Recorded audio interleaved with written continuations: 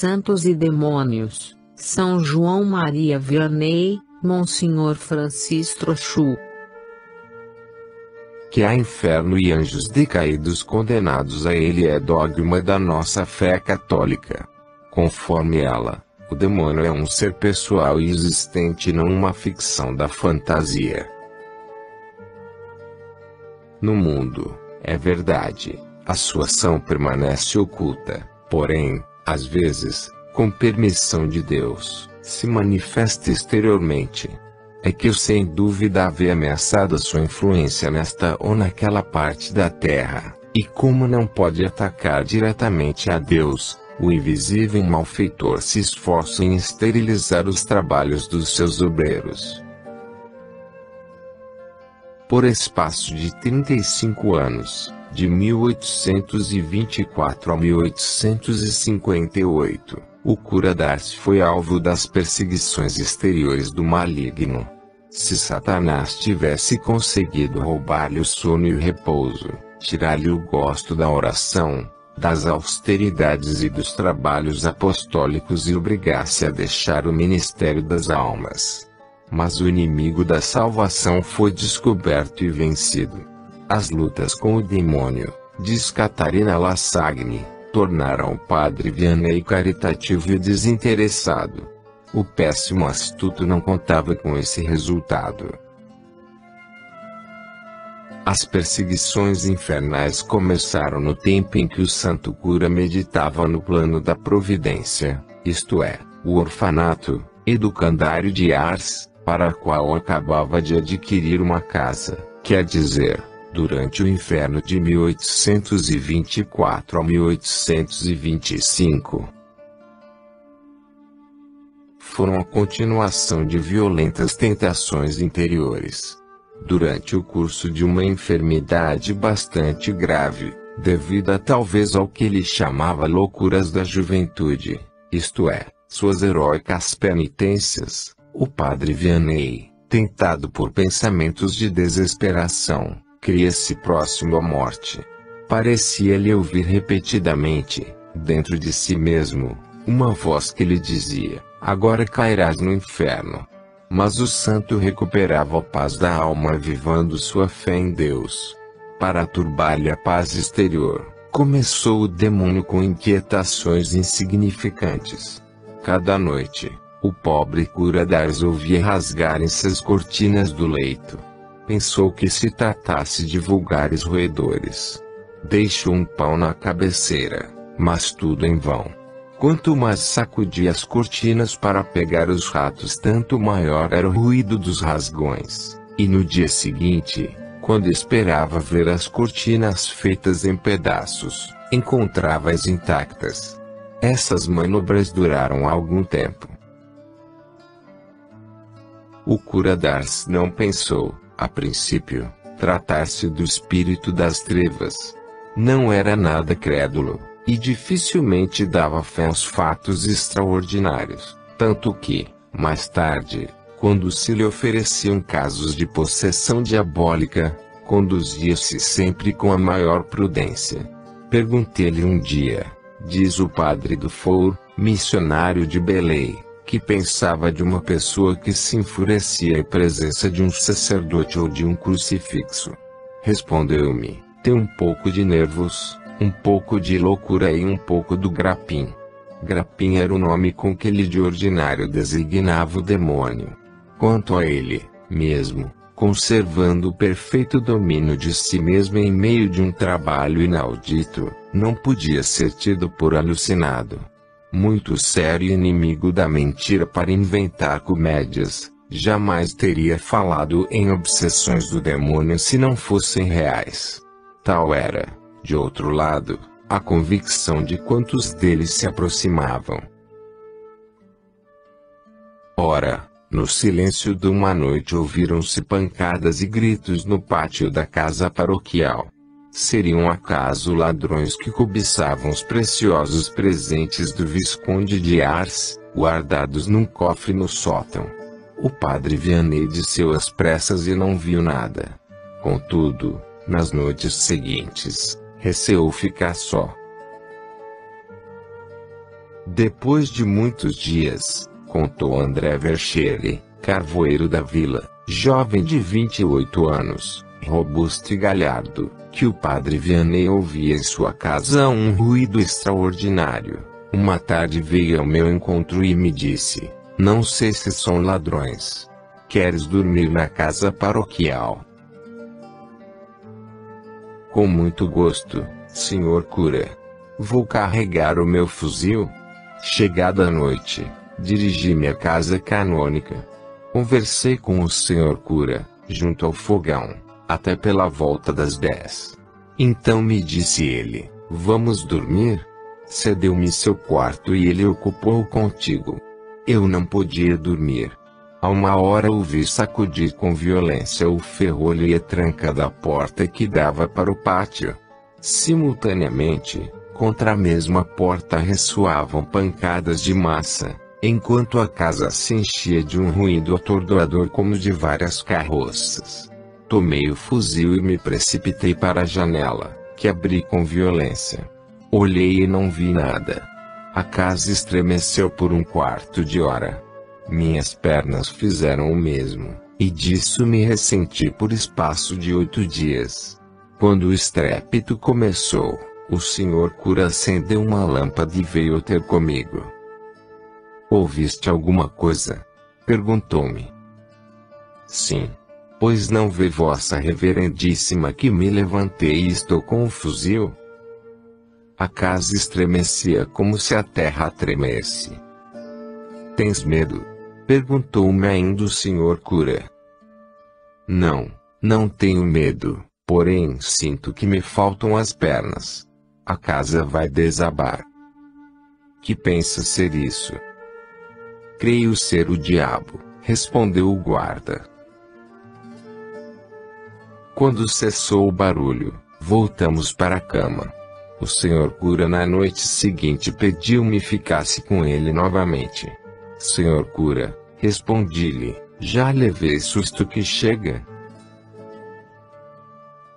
Diante da negativa do carroceiro, o senhor cura dirigiu-se ao burgomestre, o qual mandou à casa paroquial seu filho Antônio, bom rapaz de 26 anos e a quem deu por companheiro de armas João Cotton, jardineiro do castelo de Ars, 2 anos mais velho do que ele. Depois da oração da noite foram para a casa paroquial, onde dormiram umas 12 noites. "Não ouvimos nenhum ruído", diz João Cotton. Não assim o senhor cura, que dormia no quarto vizinho. Mais de uma vez o seu sono foi perturbado e então nos perguntava: "Meninos, não ouvistes alguma coisa?" "Não", respondíamos. "Nenhum ruído chegou até nós." Apesar disso, por um momento, percebi um som semelhante ao que se produz na lâmina de uma faca cortando rapidamente a água numa vasilha. Tínhamos colocado os nossos relógios junto ao espelho do quarto. "Estou admirado", disse-nos o senhor cura, "que os vossos relógios não estejam feitos em pedaços."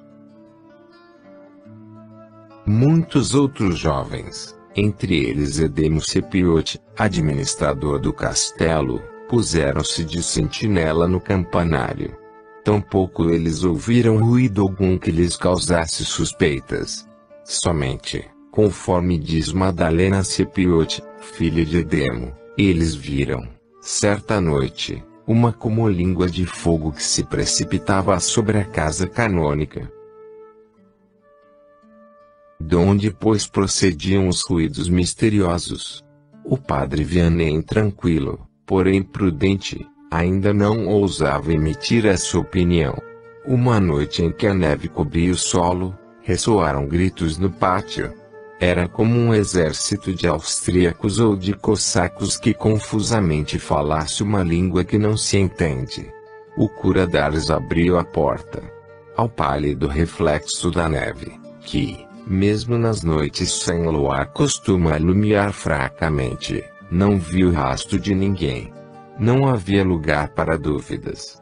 Não se tratava de vozes humanas, tampouco era coisa angélica ou divina, mas qualquer coisa de horrível e de infernal.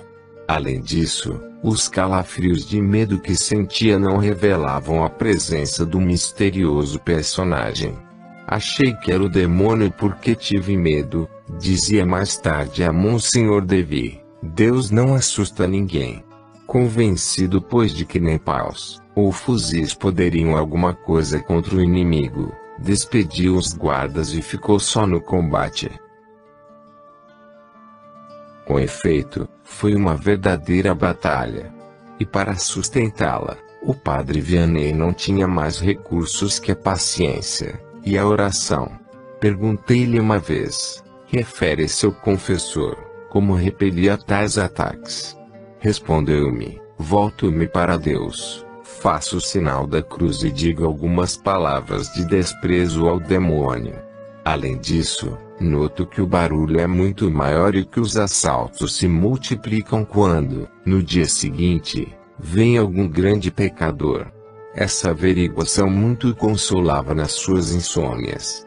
A princípio tinha medo, dizia confidencialmente ao Sr. Mermore, um de seus melhores amigos, mas agora estou contente. É muito bom sinal. A pesca do dia seguinte é sempre excelente. O Grapim é tolo. Ele mesmo anuncia a conversão de grandes pecadores. Está furioso. Tanto melhor. Chegamos ao tempo do trabalho sobre-humano, quando o padre Vianney passava a maior parte do dia no confessionário. Chegada a noite, apesar de sentir-se extenuado, não se deitava sem antes ler algumas páginas da vida dos santos. Essa era a hora que ele aproveitava para se flagelar de espaço em espaço com sangrentas disciplinas. Feito isso, estendia-se sobre a pobre enxerga e procurava dormir. Já ia querendo dormir quando, subitamente, era tirado de seu repouso por gritos lúgubres, vozes e golpes formidáveis. Dir-se-ia que o malho de um ferreiro fazia em pedaços a porta da casa. De repente, sem que se movesse um ferrolho, o cura d'Ares percebia com horror que o demônio estava junto dele. Eu não lhe dizia que entrasse, contava meio brincando, meio sério, mas ele entrava do mesmo modo. A festa ia começar. O espírito do mal permanecia invisível, porém sua presença se deixava sentir. Derrubava as cadeiras, sacudia os pesados móveis do quarto, e gritava com voz aterradora: Vianney, Vianney, comilão de batatas. Ah! Ainda não estás morto. Não me escaparás. Às vezes, imitando os animais, grunhia como um urso, uivava como um cachorro e, atirando-se sobre as cortinas, as sacudia com violência. Outras vezes, conta o irmão Atanásio, conforme as suas próprias recordações e os relatos de Catarina Lassagne, o demônio imitava o ruído que faz o martelo quando se cravam pregos na parede ou quando se rola um tonel com arcos de ferro, tocava tambor sobre a mesa, sobre a estufa e sobre o pote d'água. Cantava às vezes, com voz áspera, e o cura d'Ars nos dizia zombando: o Grapim, o demônio, tem voz muito feia. Também sentia como se lhe passassem a mão pelo rosto ou como se ratos lhe corressem pelo corpo. Certa noite ouviu o ruído de um enxame de abelhas. Levantou-se e acendeu a vela. Foi correr a cortina para espantá-las, mas não viu mais nada. Outra vez o demônio experimentou tirá-la do leito atirando-lhe a enxerga ao chão. O padre Vianney, mais assustado do que nas outras vezes, fez o sinal da cruz e o demônio o deixou tranquilo. Certa noite, pouco depois de se ter deitado, notou que o leito, de ordinário tão duro, estava extraordinariamente mácio, no qual se ia afundando como em um divã. Ao mesmo tempo uma voz irônica repetia: Eia, eia, vamos, vamos, e com outras palavras irrisórias induziu a sensualidade. O padre Vianney benzeu-se e tudo cessou. Engenhoso em inventar trapaças lúgubres, o espírito das trevas parecia multiplicar-se ou correr por toda a casa. No quarto um bando horrendo de morcegos pousava nos vidros e se prendiam às cortinas da cama. No sótão, durante horas a fio, parecia passar um rebanho de ovelhas por sobre o quarto. No refeitório ouvia-se o ruído como que de um cavalo que tivesse subido ao teto para de lá cair com as 4 ferraduras sobre o pavimento. As farsas infernais cansaram o pobre cura d'Ars, porém nunca o bateram. Apesar das terríveis insônias, quando no relógio da torre soavam as 12 da noite, o padre Vianney pensava nos seus penitentes que se renovavam sem cessar e que o estavam esperando na igreja. Levantava-se imediatamente e dirigia-se à igreja. Mas à custa de que esforços? Costumava vir aos nossos ensaios de canto para nos animar, diz uma das paroquianas. Algumas vezes chegava muito pálido. Perguntávamos se estava doente. Não, respondia. Mas o grapim me fez tantas, que esta noite não dormi. Às vezes, o sinistro companheiro fazia péssima companhia ao padre Vianney. Um dia, conta um missionário de Pontdine, o senhor cura fazendo-me subir a escada à sua frente me dizia: "Ó, meu amigo, isto agora não é como ontem, lá era o demônio que subia diante de mim. Dir-se-ia que calçava botas." Numa manhã de dezembro de 1826, muito antes de amanhecer o dia, o cura d'Ars partiu a pé para Saint-Trivier-sur-Moignans, onde ia pregar os exercícios do jubileu. Caminhava rezando o rosário. Em torno dele o ar estava cheio de luzes sinistras. A atmosfera como que abrasada e de cada lado do caminho os arbustos lhe pareciam de fogo. Era Satanás que, prevendo os frutos felizes que o padre Vianney iria produzir nas almas, seguia-lhe os passos, envolto no fluido ardente que o atormenta. Fazia isso para atemorizá-lo e desanimá-lo. Ele, porém, continuava o seu caminho. O cura d'Ars, que silenciava todas as coisas capazes de granjear-lhe elogios, referia com prazer, até mesmo na igreja, durante o catecismo, as trapaças que o demônio lhe fazia. Sabemos que era incapaz da mais leve mentira e que, apesar de seu trabalho extenuante, conservou sempre o mais perfeito domínio de si mesmo. Entretanto, mais de um, mesmo entre os seus familiares, teria podido exigir outras provas além de suas palavras e do testemunho já longínquo do carroceiro Verchery. O padre Raymond, que durante 8 anos foi seu auxiliar, e o padre Tocaner, que o foi 6 anos, não ouviram jamais os ruídos extraordinários. "Escute o grapim", dizia algumas vezes o padre Vianney ao padre Raymond, mas em vão este aguçava o ouvido. Porque só o cura d'Ars percebia os ruídos. Era porque as vexações do inimigo só visavam a ele. Contudo, em circunstâncias excepcionais, outras pessoas dignas de todo o crédito puderam comprovar por si mesmas as infestações do inimigo. Lá por 1820, o padre Vianney tinha levado, de sua igreja para a casa paroquial, um velho painel que representava a Anunciação. O quadro estava pendurado junto à escada. Então Satanás encolerizou-se contra aquela simples imagem e cobriu-a de imundícies. Tiveram que tirá-la daquele lugar. Muitos, afirma o padre Mominin, foram testemunhas de tão odiosas profanações, ou ao menos puderam ver sensíveis sinais delas. O padre Renard diz ter visto aquela pintura indignamente manchada.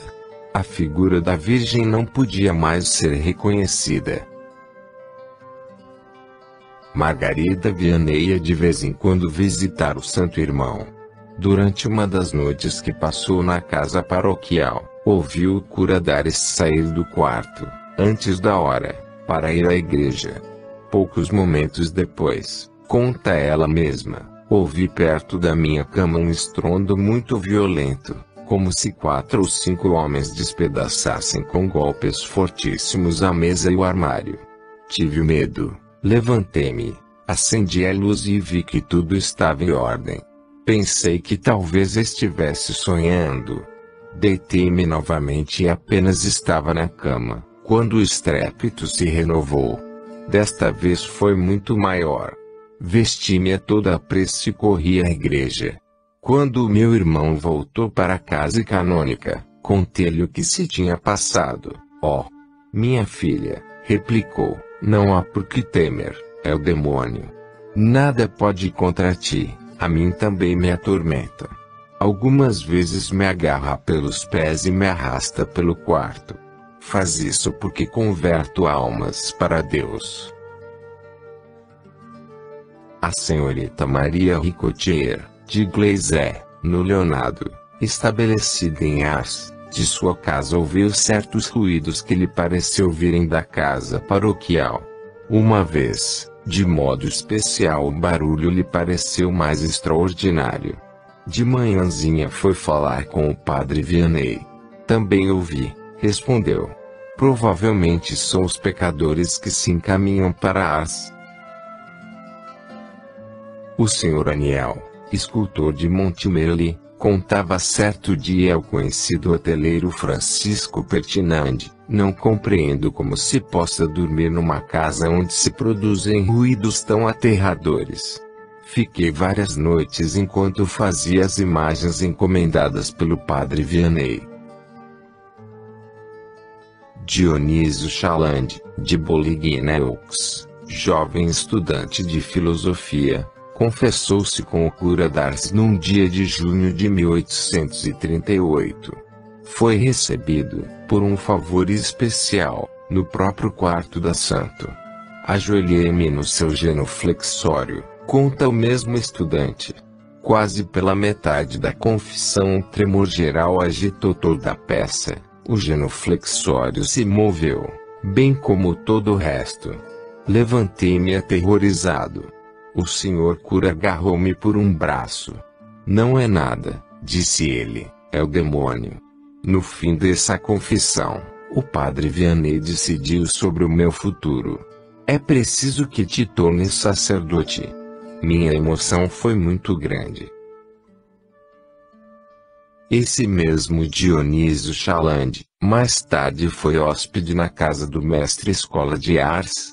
Em certas noites a curiosidade podia mais do que o medo e alguns de seus condiscípulos iam à porta da casa paroquial para escutar o estrépito que, conforme a fama, o demônio fazia.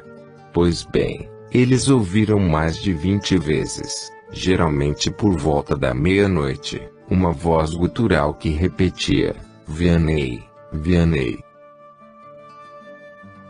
Em 1842 um policial de Messimy chamado Napoli, que passava por grandes provas, quis consultar o cura d'Ars. Chegou à aldeia já à noite adiantada.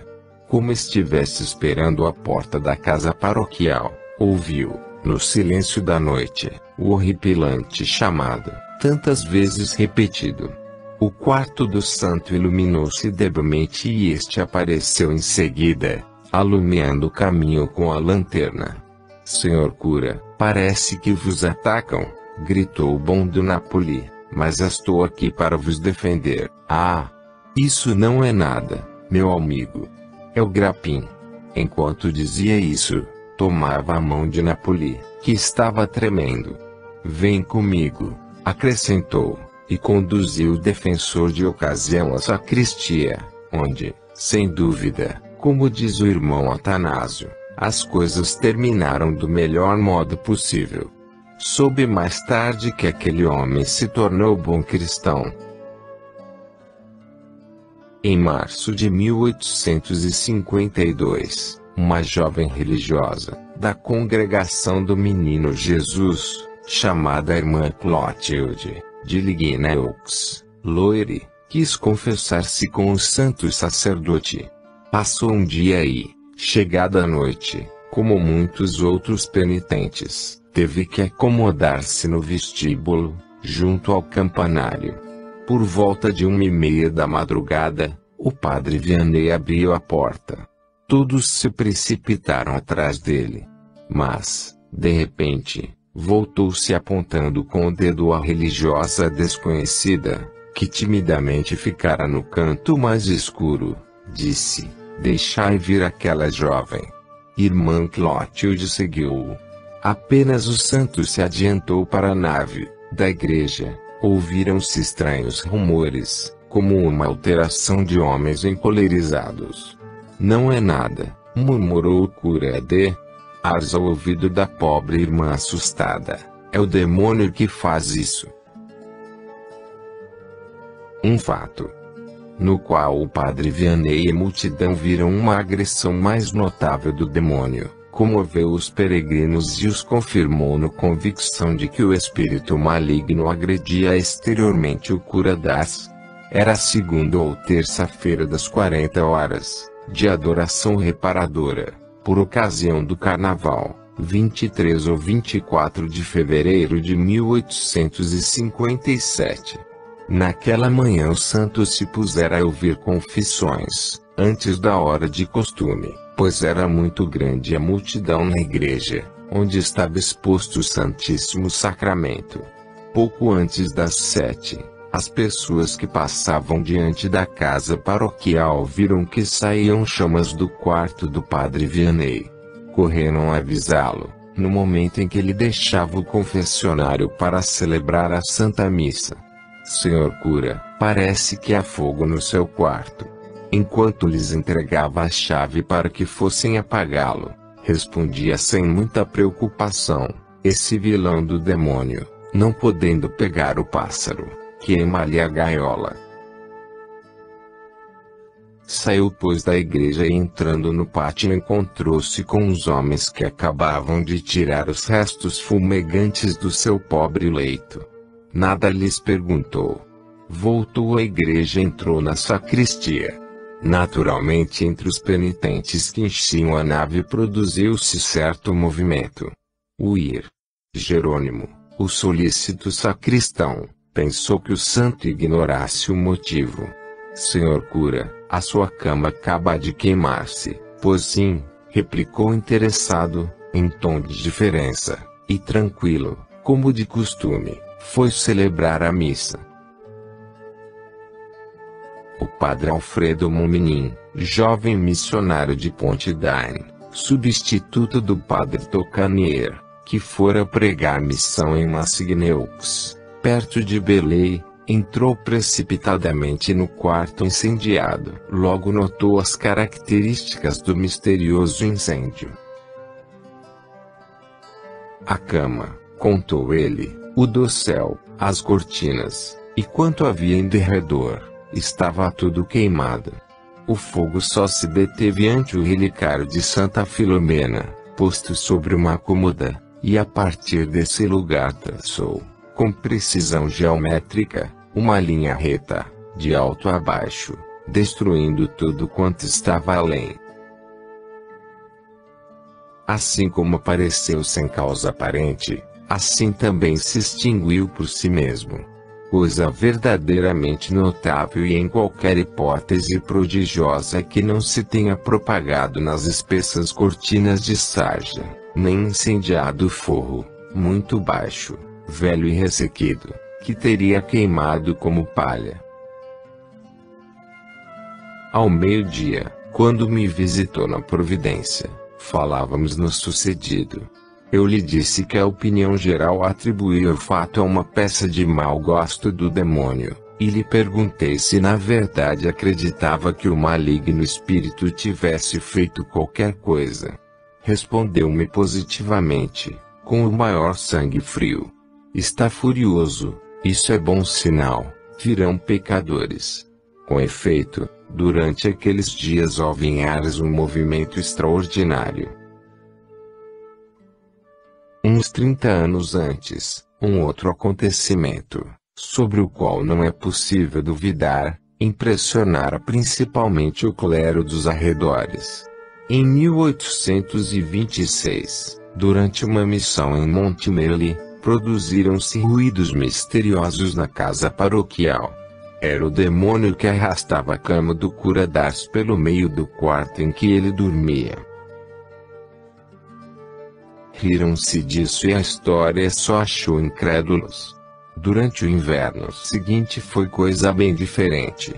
Pregava-se o jubileu em Saint-Trivier-sur-Moingnas. O padre Vianney foi convidado para auxiliar, o que fez de muito boa vontade. Desde a primeira noite ouviram-se rumores na casa do pároco de Saint-Trivier, ordinariamente calma. Os sacerdotes que dormiam no andar abaixo do quarto do padre Vianney o censuraram. Apenas se deitava, já os ruídos procediam de seu quarto. É o demônio, respondeu o cura d'Ars. Ele está aborrecido com o bem que faz aqui. Os colegas, porém, não lhe quiseram dar crédito. Vossa Reverendíssima não come nem dorme, lhe diziam. É a cabeça que não o deixa descansar ou os ratos que lhe correm pelo cérebro. No outro dia, as zombarias dos companheiros foram mais vivas e desta vez o servo de Deus nada respondeu. Na noite seguinte, ouviu-se um barulho de carroça que fazia estremecer o chão. Parecia que a casa vinha abaixo. O padre Granger, cura de Saint-Trivier, o padre Benoit, coadjutor, e o padre Chevalon, antigo soldado da República e missionário da diocese, e até a criada, Dionísia Lanvis, se levantaram sobressaltados. Produziu-se no quarto do cura d'Ars uma tal algazarra que o padre Benoit gritou: "Estão matando o padre Vianney." Todos correram para lá. Mas que viram? O santo estava deitado tranquilamente no seu leito, que mãos invisíveis haviam arrastado para o meio do quarto. "Foi o demônio", disse ele, sorrindo, "que me arrastou até aqui e causou toda esta desordem. Não é nada. Sinto não vos ter prevenido. É bom sinal. Amanhã cairá um peixe graúdo." Quem seria este peixe graúdo? Evidentemente, com tal expressão, que lhe era familiar, queria indicar a conversão de um grande pecador. Apesar de tudo isso, os colegas de Saint-Trivier duvidaram, crendo fosse uma alucinação. Vigiaram então no dia seguinte o seu confessionário. Até a noite não ocorreu nada de extraordinário. O padre Vianney tivera uma ilusão. Mas qual não foi a alegre surpresa do pároco e dos missionários, quando viram, depois do sermão, o senhor de Mours, nobre e cavalheiro que, atravessando toda a igreja, foi pedir ao cura d'Ars para que o ouvisse em confissão. Aquele cavalheiro tinha descuidado seus deveres religiosos desde muito tempo. Seu exemplo causou profunda impressão nos habitantes de Saint-Trivier. Depois deste episódio, o padre Chevalon, que fora talvez um dos primeiros zombeteiros, olhava para o cura d'Ars como para um grande santo. Em muitas ocasiões o diabo atacou também as obras da providência. As professoras e as órfãs foram despertadas algumas noites por rumores estranhos. Outras vezes o demônio intentou também perturbar os espíritos. Um dia, conta Maria Filiart, depois de ter lavado bem a panela, deitei água para fazer a sopa. Vi que na água havia alguns pedacinhos de carne. Era dia de abstinência. Esvaziei bem a panela. Lavei-a de novo, e pus água novamente. Quando a sopa estava já para ser servida, vi outra vez pedacinhos de carne. Contei ao padre Vianney e este me respondeu: "É o demônio que faz tudo isso. Sirva assim mesmo a sopa." Deste modo o furor de Satanás esgotava-se inutilmente. Além disso, O padre Vianney acabou por acostumar-se com as suas visitas. Vossa Reverendíssima sem dúvida deve ter medo, lhe perguntou o padre Tocanier, de tão desagradáveis colóquios. A gente se habitua com tudo, meu amigo, replicou o amável santo. O diabo e eu somos quase camaradas. No dia 4 de dezembro de 1841, dizia às diretoras do orfanato, escutem aqui, o demônio esteve esta noite no meu quarto. Enquanto eu rezava o breviário, ele soprava muito forte e parecia vomitar não sei que trigo ou outros grãos sobre os ladrilhos. Eu lhe disse, vou à providência dizer o que fazes, para que te desprezem. E ele logo sossegou.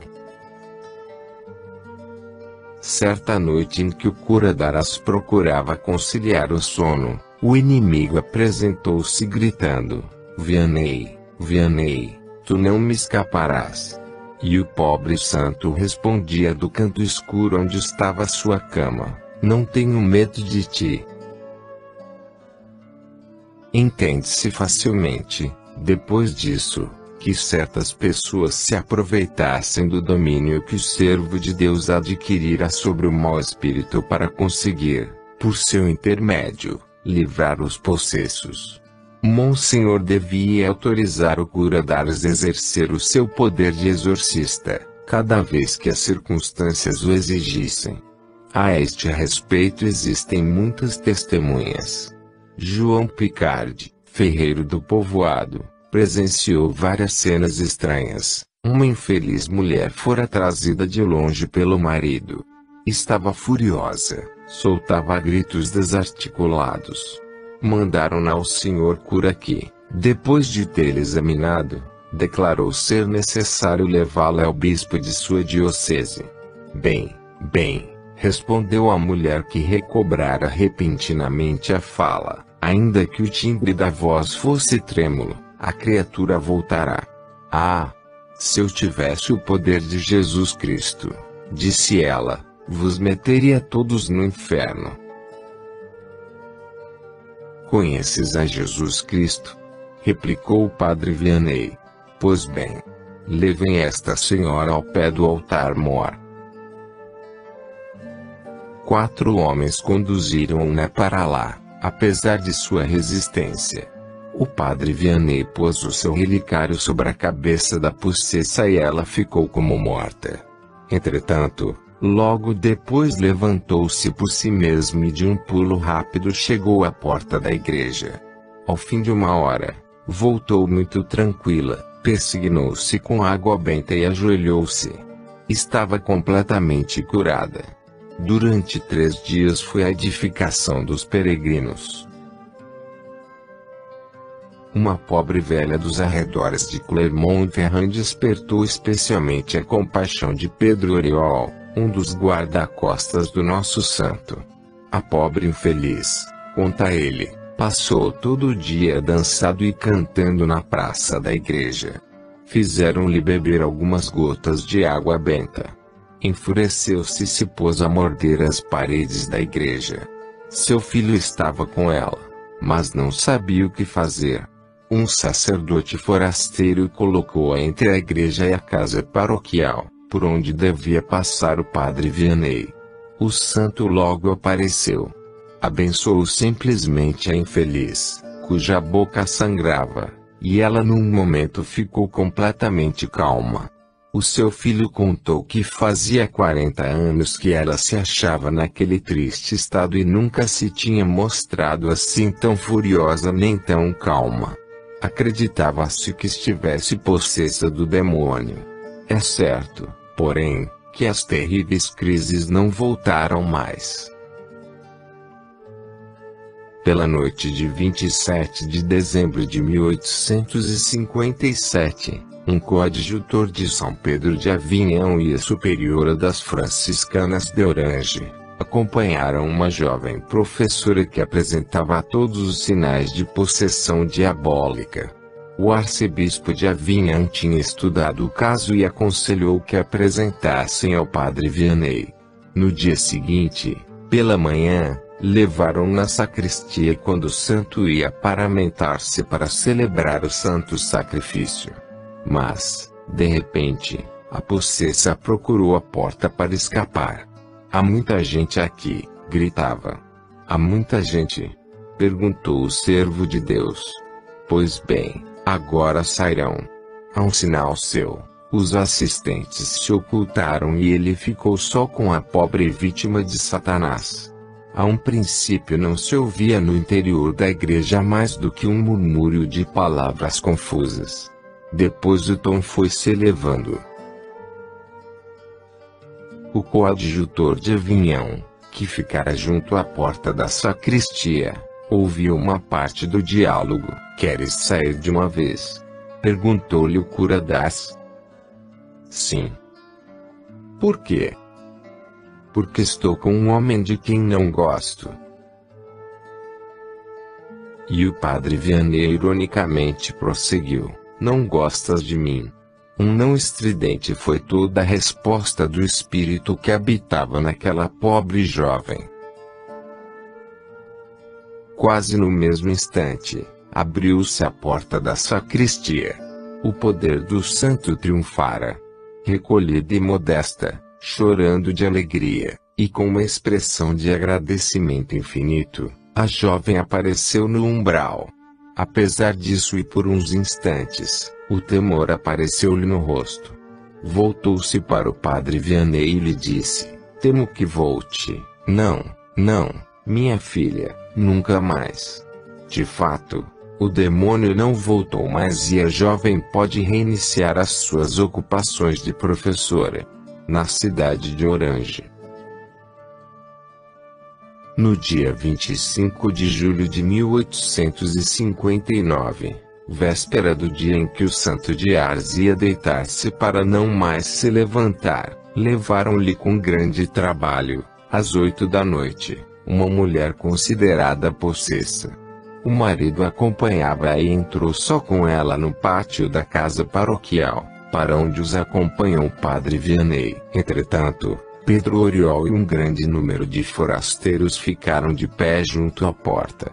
No momento em que aquela mulher saiu livre e contente, ouviu-se um ruído no pátio semelhante ao de galhos de árvore violentamente quebrados. Foi tal o estrépito que os presentes ficaram aterrorizados.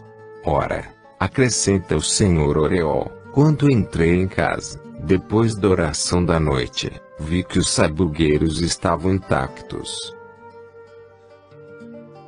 Houve outra infeliz que não foi possível levar até a igreja, tal a resistência que opunha e a repulsa que mostrava pelo cura das. Chamaram o santo para que fosse à casa onde se hospedava, mas isso durante a ausência dela. Ele esperou que a trouxessem para uma sala contígua. Naturalmente a pessoa não estava inteirada de coisa alguma. De repente, ao aproximar-se da casa, a mulher foi agitada por violentas convulsões. "O padreco não está longe", dizia o Ivando. Também desta vez o santo desempenhou o seu papel libertador. Em fevereiro de 1840, quase pelo meio-dia, aconteceu uma coisa fantástica no próprio confessionário do padre Vianney. Uma mulher vinda das imediações de Puy-en-Velay, no qual, a princípio, nada de estranho se podia notar, ajoelhou-se aos pés do santo.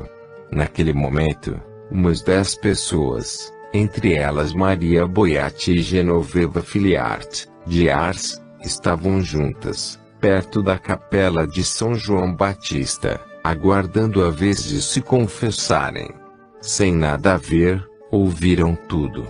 Como a mulher estivesse calada, o santo lhe apressava para que se acuse de suas faltas.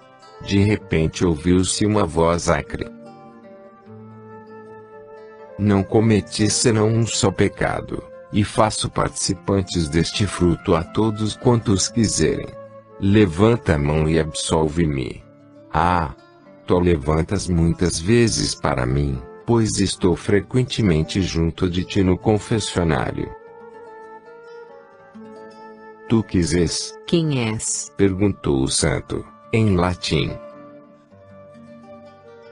Magister Caput. Mestre cabeça, quer dizer, um chefe. Respondeu o demônio, também em latim, e depois repetiu a resposta em francês. Ah, sapo negro, quanto me fazes sofrer. Sempre dizes que queres ir embora, por que não vais? Há outros sapos negros que me fazem sofrer menos do que tu, disse o demônio. Vou escrever ao Monsenhor para que te faça sair. Sim, mas eu farei que trema tua mão para que não possas escrever. Eu te possuirei. Tenho ganho a outros mais fortes do que tu. Ainda não estás morto. Se não fosse esta. Com uma palavra repugnante e grosseira se referia à Virgem Maria, que está aqui em cima, já te possuiria, mas ela te protege com este grande dragão. Referia-se a São Miguel Arcanjo, que está à porta da igreja. Dize-me, por que te levantas tão cedo? Desobedeces ao veste roxa? Isto é, o bispo. Porque pregas com tanta simplicidade. Por isso és considerado como ignorante. Porque não pregas pomposamente, como se faz nas cidades. As investidas diabólicas continuaram por alguns minutos, referindo-se ele sucessivamente ao bispo de Belém, Monsenhor Devi, e ao bispo de Puy, Monsenhor Donald, que se achava em vésperas de ser nomeado arcebispo de Leão, a diversas categorias de sacerdotes e, finalmente, de novo ao cura das, o espírito do mal, que sempre acha algo a repreender na vida de cada um, viu-se obrigado, malgrado seu, a proclamar a impoluta virtude do servo de Deus, como aconteceu com Cristo no Evangelho. O cura d'Ars, cujo olhar penetrava o mundo do mistério, mostrou grande severidade para com os que praticavam o espiritismo e o ocultismo. Quem é que faz rodas ou falar às mesas? Coisa que ocorria muito nos primeiros tempos do espiritismo, perguntava um dia o cura d'Ars a uma desventurada possessa que injuriava os transeuntes na praça do povoado. Sou eu, respondeu a mulher que o espírito mal atormentava, tudo isso é obra minha. O cura de Ars achou que naquele dia o infernal enganador tinha dito a verdade. O conde Júlio, de Marlborough, que possuía uma propriedade em Beljolais, perto de Villefranche, mas que passava em Paris a maior parte do ano, gostava de visitar o padre Vianney. Era seu penitente amigo. Isso era pelo ano de 1850. Naquele tempo, a história é um perpétuo recomeçar, estavam muito em moda os espíritas, os médiums e as mesas giratórias, isto é, as mesas que se moviam sozinhas durante as sessões espíritas. Na alta sociedade parisiense, e até em famílias crentes e praticantes entregavam-se a esses passatempos considerados de bom tom. O conde Marlborough, convidado para um serão em casa de uns parentes, não achou conveniente recusar o convite. E tomou parte em diversas experiências. Sob seus olhos se desenrolaram os fenômenos habituais. A mesa levantou-se e respondeu às perguntas, batendo no assoalho. 2 dias depois, o nosso cavalheiro, retomando o caminho de Beljolais, dirigiu-se para Ars, muito contente por ir ver o seu venerável e santo diretor. Precisamente no momento em que chegava, o padre Vianney aparecia no portal da igreja. Sorrindo, estendendo a mão, o senhor Marlborough dirigiu-se para ele. Dolorosa surpresa. Sem retribuir a saudação, detendo com um gesto, disse-lhe em tom triste e severo: Júlio, alto lá, Anteontem você teve comércio com o diabo. Venha confessar-se. Assim o fez docilmente o jovem conde e prometeu jamais tomar parte em uma diversão de tal modo qualificada e condenada.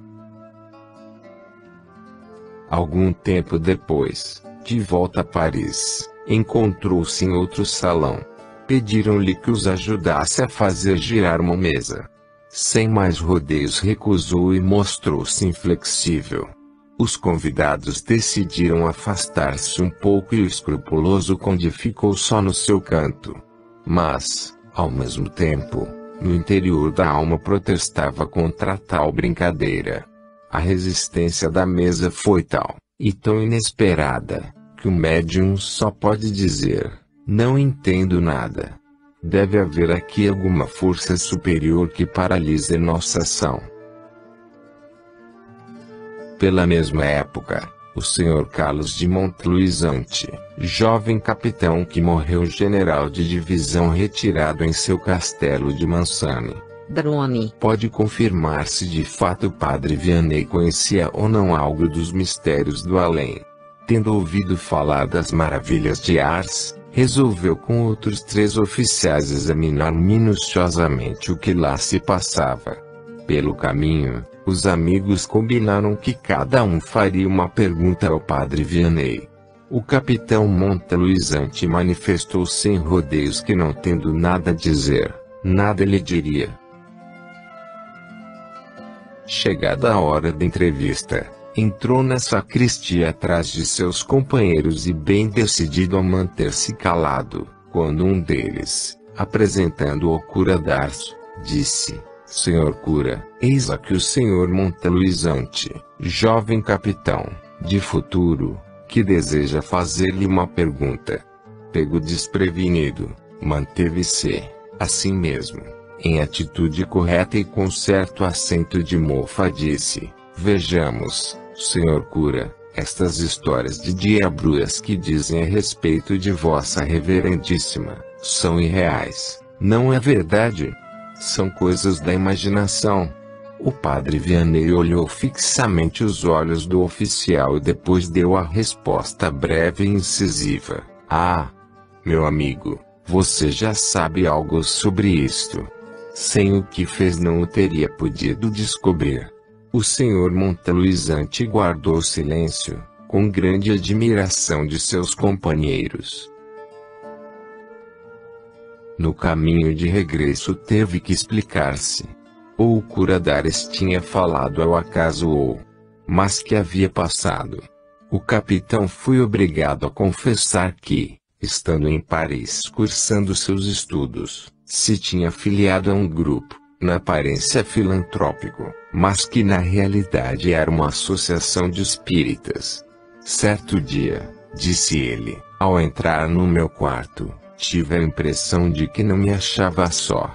Inquietado por uma sensação estranha, olho e busco por todos os cantos. Nada. No dia seguinte, o mesmo. Demais, parecia-me como se uma mão invisível me apertasse a garganta. Eu tinha fé. Fui buscar água benta em São Germano ele. Aos Cerros, minha paróquia. Aspergi o quarto por todos os cantos e recantos e, a partir daquele momento, cessou toda impressão de uma presença preternatural. Depois não pus mais os pés em casa dos espiritistas. Não duvido que o cura d'Ars aludisse a esse acontecimento já distante. Nenhum comentário se seguiu a essa explicação. Os oficiais mudaram de assunto. À medida que o cura d'Ars envelhecia, as obsessões diabólicas iam diminuindo em número e intensidade. O espírito do mal, que não pode desalentar aquela alma heróica, acabou por desanimar-se a si mesmo. Pouco a pouco foi deixando a luta, ou melhor, Deus quis que uma existência tão bela e tão pura, aparentemente tão tranquila, porém na realidade tão aflita, se extinguisse numa paz profunda. Desde 1855 até a morte, o padre Vianney não foi mais importunado da noite pelo demônio. E não obstante, o sono se lhe tornara quase impossível. Na falta do diabo, uma tosse persistente era o bastante para mantê-lo acordado.